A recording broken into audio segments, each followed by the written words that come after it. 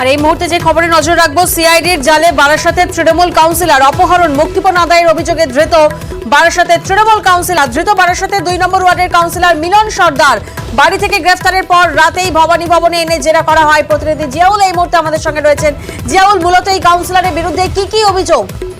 দেখো, ব্যবসায়ীকে মুক্তিপণ অর্থাৎ আটকে রেখে মুক্তিপণের দাবি এবং সেখান থেকে মুক্তিপণ আদায়, প্রায় 9 কোটি টাকা মুক্তিপণ আদায় করা হয়েছে এমনকি সিআইডি সূত্রে খবর। তারপরেই এই কাউন্সিলরকে গ্রেপ্তার করে, অর্থাৎ একেবারে এই চলতি মাসের 2 তারিখে খড়দা থেকে এক ব্যবসায়ী অর্থাৎ ত্রিপুরার এক ব্যবসায়ী, তিনি আত্মীয় বাড়িতে ছিলেন, সেখান থেকে অপহরণ করা হয় এবং তারপরে খড়দায়, তারপরে সেখান থেকে দত্তপুকুর সহ একাধিক জায়গায় তাকে আটকে রাখা হয় এবং সেখান থেকে মুক্তিপণ চাওয়া হয়। তারা পরিবার ইতিমধ্যেই খড়ে কোনো অভিযোগ দায়ের করে তারপরে সিআইডি এই অভিযোগ কেস নেয়।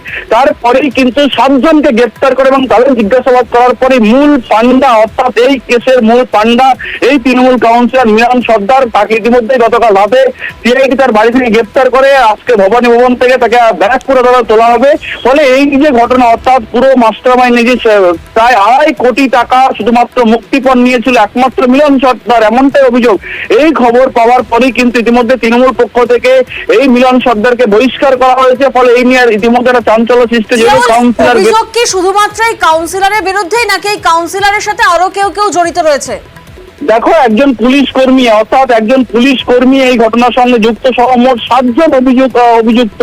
তাদেরকে জিজ্ঞাসাবাদ করার পরেই মিলন সর্দারের নাম উঠে আসে। তার কারণ যখনই এই ব্যবসায়ী তার আত্মীয়র বাড়িতে আসে সেই সময় তাকে অপহরণ করে এবং তার যে কার পার্কিং সেখান থেকেই সে অপহরণ করে নিয়ে আসে বারাসাতের একটি আবাসন এবং একটি বাগান বাড়িতে আটকে রাখা হয় এবং সেখান থেকে তার পরিবারকে দফায় দফায় এই মোটা অঙ্কের টাকা মুক্তিপণ চেয়ে ফোন করে এবং পরিবার সূত্রে এবং সিআইডি সূত্রে খবর প্রায় 9 কোটি কায়দায় পুলিশের সাহায্য নিয়ে এই কাউন্সিলর এই অপারেশন চালায়। ধন্যবাদ জিয়াউল।